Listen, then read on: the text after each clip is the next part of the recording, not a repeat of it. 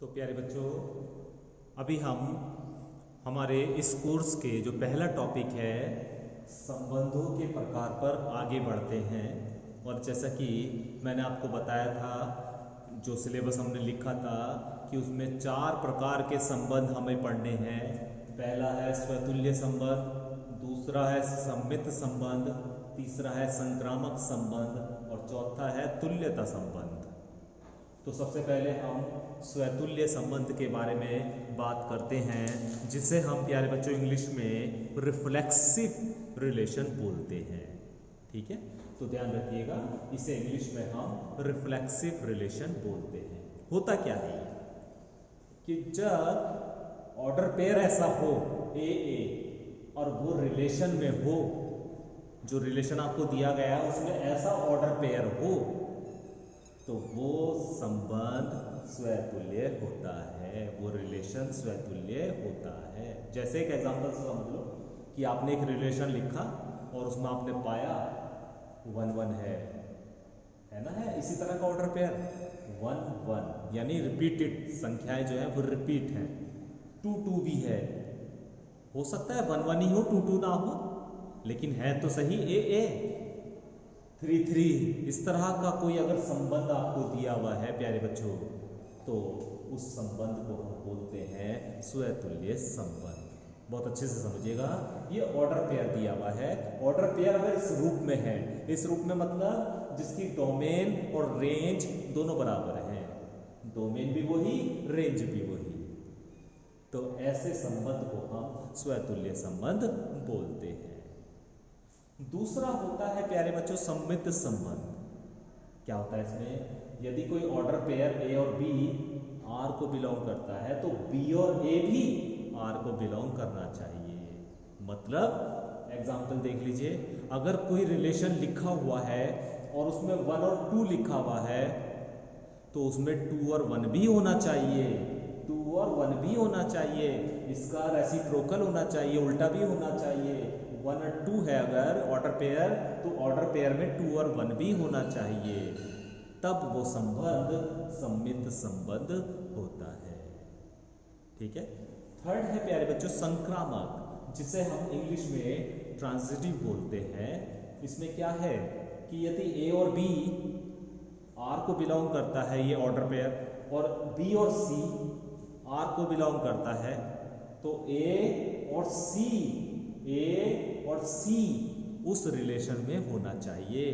ए और सी belongs to are होना चाहिए, तभी वो रिलेशन ट्रांजिटिव या संक्रामक संबंध होता है। देख लीजिए, एक एग्जांपल लिखा हुआ है मैंने, आर इक्वल टू 1 2 2 5 1 5। देखो 1 और 2, इसे मैं ए मान लूं, इसे मैं बी मान लूं। बी कितना है? 2 है ना, तो 2 5, ये बी तो है, इसे हम सी मान लें। ए और बी है, बी और सी है, तो क्या होना चाहिए? ए और सी भी होना चाहिए, अर्थात 1 और 5 भी होना चाहिए रिलेशन में, 1 और 5 भी होना चाहिए, तभी वो ट्रांजिटिव होगा। और अगर 1 और 5 नहीं है तो वो ट्रांजिटिव नहीं होगा। मुझे उम्मीद है ये तीनों बातें आपको क्लियर हो गई होंगी। ठीक है। नंबर 4 है प्यारे बच्चों तुल्यता संबंध। तुल्यता संबंध में होता क्या है कि जो संबंध रिफ्लेक्सिव होगा, सिमेट्रिक होगा और ट्रांजिटिव होगा, वो इक्विवेलेंट रिलेशन या तुल्यता संबंध कहलाता है। जो रिलेशन स्वतुल्य भी होगा, सम्मित भी होगा और संक्रामक भी होगा, उसे हम तुल्यता संबंध कहते हैं। ठीक है, तो मुझे उम्मीद है प्यारे बच्चों ये चारों संबंध के बारे में आपको जानकारी हो गई होगी। अभी एक एग्जांपल लेते हैं, उससे समझते हैं कि इन चारों संबंध को एक ही रिलेशन में कैसे तलाशते हैं। देखिए प्यारे बच्चों, एक एग्जांपल से समझते हैं। एक रिलेशन हमें दिया हुआ है जिसमें ऑर्डर पेयर दिए गए हैं 1 1 2 2 2 3 3 2 4 5 5 6 4 6। अब इसे देखना है कि ये संबंध स्वतुल्य, सम्मित, संक्रामक और तुल्यता संबंध है या नहीं है। तो सबसे पहले स्वतुल्य चेक करेंगे, रिफ्लेक्सिव चेक करेंगे। और रिफ्लेक्सिव में क्या कंडीशन होनी चाहिए कि डोमेन और रेंज एक सी होनी चाहिए, ए के रूप में होना चाहिए कि ए बिलोंग्स टू आर होना चाहिए, है ना। ये लिखा है ना, ए बिलोंग्स टू आर होना चाहिए। तो क्या है ऐसी कंडीशन कोई? बिल्कुल है। देखो 1 1 2 2 है इस तरह की कंडीशन। तो इसका मतलब दिया गया रिलेशन स्वतुल्य है। अभी सममित चेक करेंगे कि सममित है या नहीं। और सममित की क्या होता है? सममित में अगर ए और बी बिलोंग्स टू आर करता है तो बी और ए भी तो होना चाहिए। अगर ए और बी है तो बी और ए भी होना चाहिए। देखो ए और बी, ये तो ए और बी ले लो, चलो इसे ए मान लो, इसे बी मान लो। ये ए हो गया, ये बी हो गया, ठीक है। तो ये बी हो गया, ये ए हो गया, है ना, या बी और ए। तो अगर ए और बी है तो बी और ए भी तो है। तो इसका मतलब ये रिलेशन सममित संबंध भी हो गया। अभी थर्ड है ट्रांसिटिव अर्थात संक्रामक संबंध है या नहीं। उसके लिए क्या है कंडीशन? यदि ए और बी बिलोंग्स टू आर है और बी और सी बिलोंग्स टू आर है तो ए और सी भी तो होना चाहिए।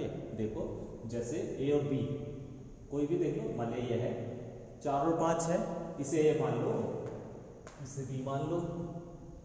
फिर बी और सी है अर्थात बी और सी है तो ए और सी भी होना चाहिए। तो ए है 4 और सी है 6, तो 4 और 6 भी होना चाहिए रिलेशन में। ऑर्डर पेयर जो है 4 और 6 भी होना चाहिए, जो कि है। तो इसका मतलब क्या हो गया कि ये संक्रामक भी है, ट्रांजिटिव भी है, ठीक है। और जो संबंध रिफ्लेक्सिव होता है, सिमेट्रिक होता है, ट्रांजिटिव होता है, वो स्वयं ही तुल्यता संबंध हो जाता है। तो मुझे उम्मीद है प्यारे बच्चों अभी आपको इन चारों संबंध के बारे में अच्छे से जानकारी हो गई होगी। इनकी कैसे पहचान करेंगे इसके बारे में आपको पता चल गया होगा। प्यारे बच्चों एक्सरसाइज 1.1 स्टार्ट कर रहे हैं और इसका पहला क्वेश्चन ले रहे हैं और उसका एक पार्ट मैं कर रहा हूँ, बाकी पे आप ट्राई करेंगे, है ना।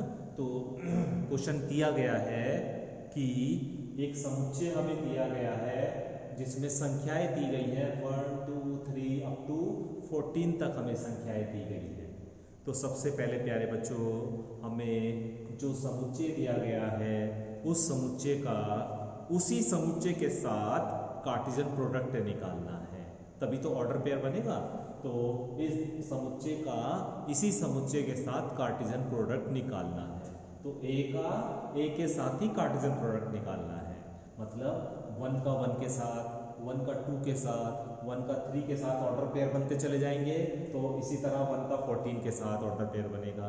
इसी तरह 2 का 1 के साथ, 2 का 2 के साथ, 2 का 3 के साथ ऑर्डर पेयर बनेगा, 2 का 14 के साथ। इसी तरह बहुत सारे ऑर्डर पेयर बन जाएंगे जिससे यहाँ पर लिखना जरूरी नहीं है, आप बस समझ जाइए कि किस तरह से ऑर्डर पेयर बने हैं। 14 का 1 के साथ, 14 का 2 के साथ, 14 का 3 के साथ, 14 का 14 के साथ, बहुत सारे यहाँ पर ऑर्डर पेयर बन जाएंगे जब इनका आप कार्टेशियन प्रोडक्ट करेंगे, ठीक है। अब हमें एक रिलेशन दिया हुआ है प्यारे बच्चों एक्स वाई, यानी जो हमें ऑर्डर पेयर लेना है वो एक्स और वाई के रूप में लेना है। और इसके लिए कंडीशन दे रखी है कि 3x माइनस वाई बराबर 0। तो हमने 3x माइनस वाई बराबर 0 रख लिया, तो y बराबर कितना आ गया 3x आ गया। अब इससे एक रिलेशन बनाते हैं हम प्यारे बच्चों। तो रिलेशन जो लिखेंगे वो क्या होगा, अगर मैं x का मान 1 ले लूँ, देखो ऑर्डर पेयर ऐसा बनना है कि x का मान पहले आना है और y का मान बाद में आना है। तो x का मान हमने 1 लिया तो यहाँ तो 1 आ गया, तो y का मान कितना आ गया, यहाँ पर 3 आ गया। तो ये हो गया पहला ऑर्डर पेयर हो गया 1 और 3। x का मान 2 ले लो, x का मान 2 ले लो तो y का मान कितना आ गया 6। x का मान 3 ले लो तो y का मान आ गया 9। x का मान 4 ले लो तो y का मान आ गया 12। x का मान 5 ले लो तो y का मान कितना आएगा 15। लेकिन यहाँ पर 15 है नहीं, इसलिए वो ऑर्डर पेयर नहीं लिया जा सकता। अर्थात x का मान केवल 4 संख्या तक ही रखा जा सकता है, क्योंकि उसके बाद जो आप संख्या ले रहे हो वो यहाँ पर आपको बिलोंग नहीं कर रही है। 14 तक ही है ना यहाँ, तो 5 लेने पे 15 आ रहा है, तो इसे सेटिस्फाई करेगा ही नहीं। तो हमारा जो रिलेशन बनेगा उसमें जो ऑर्डर पेयर आएंगे वो ये आएंगे 1 3 2 6 3 9 4 12। और आप देखेंगे प्यारे बच्चों कि ये जो हमने रिलेशन बनाया है ना, वो इसी कार्टेशियन प्रोडक्ट में से ही कुछ ऑर्डर पेयर आए हैं। ठीक है, अब इसे चेक करते हैं कि ये संबंध हमारा क्या क्या इसमें हम सेटिस्फाई कर रहे हैं। क्या ये स्वतुल्य संबंध है या नहीं है। स्वतुल्य संबंध की पहचान ये होती है कि ए के रूप में होना चाहिए, अर्थात रेंज और डोमेन एक सी होनी चाहिए। इसमें ऐसी कोई कंडीशन नहीं दिख रही है, तो लिख देंगे कि ये संबंध स्वतुल्य नहीं है। अब इस संबंध के बारे में चेक करेंगे जिसमें क्या होता है, ए और बी है तो बी और ए भी होना चाहिए। क्या इसमें ऐसी कंडीशन है कि ए और बी है तो बी और ए भी है? ऐसी भी कोई कंडीशन नहीं दिख रही है प्यारे बच्चों इसमें, तो इसलिए ये सम्मित संबंध भी नहीं है। फिर उसके बाद हम चेक करेंगे थर्ड ट्रांजिटिव संक्रामक, उसमें क्या होता है, ए और बी है, बी और सी है। क्या ए और सी भी है? पहले तो ये देखो, ए और बी, ठीक है, बी और सी, ठीक है। क्या 1 और 9 है इसमें? नहीं है, तो इसका मतलब ये संबंध संक्रामक संबंध भी नहीं है।